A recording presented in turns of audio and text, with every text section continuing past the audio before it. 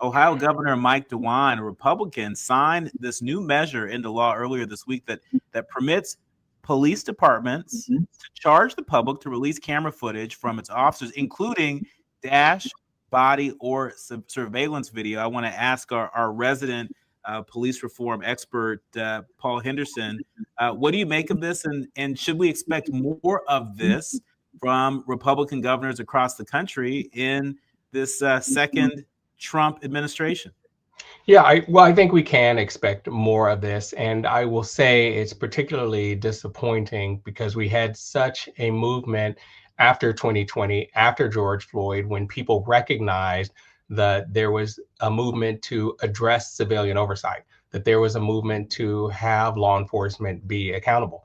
Part of the history of that, I think, is really challenging here in this country. A lot of the things that came to light with George Floyd, with Breonna Taylor, with so many of the cases that we saw in the news were not because these were new behaviors that had been happening with race disparate outcomes from policing, but because of the proliferation of phone cameras and because of the proliferation of news stories that were suddenly being introduced to the news cycles so that people saw clear violations or inappropriate behavior from law enforcement agencies.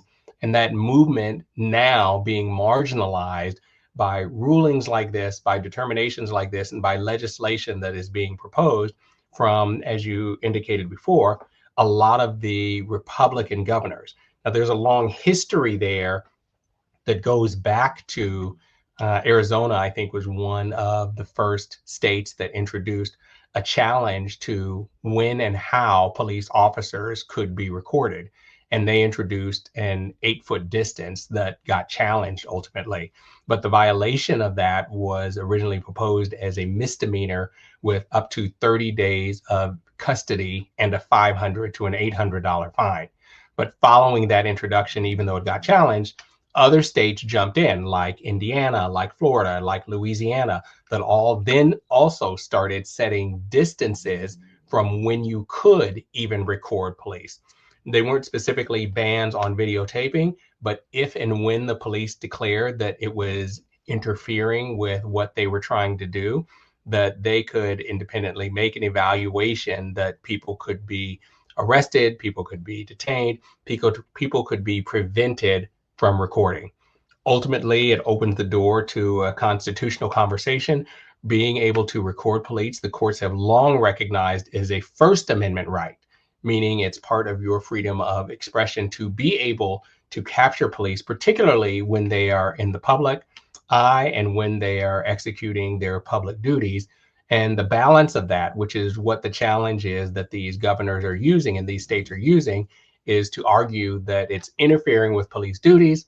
And there's a secondary argument that we haven't heard much of because it's not in the press, but it's a constitutional and a legal issue about recordings that are done secretly and or without knowledge or consent. Obviously, when it's done publicly like that, people don't need the consent because it's being done publicly and you can see that they're doing it, so it's not secret. But those are how the arguments are being presented. But it is absolutely, in answer to your question directly, a step backwards from the accountability that was opened and counterintuitive to the body-worn cameras. That's the whole point of the body-worn cameras, so that people can see what is being done. And that's almost its own separate conversation in terms of how body-worn cameras are being used and how they're being allowed to record and then make transparent behaviors from law enforcement agencies.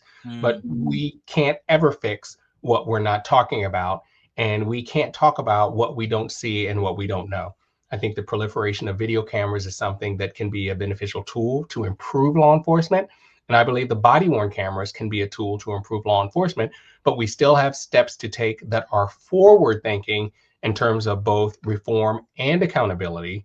And these rulings are step backwards that limit and restrict how the public can play an active role, specifically communities of color, in preserving their own safety and maintaining and identifying inappropriate behavior from the law enforcement agencies that are paid through public funds to protect all citizens. Right. Double click on that. When we come forward, we're going to switch gears and we're going to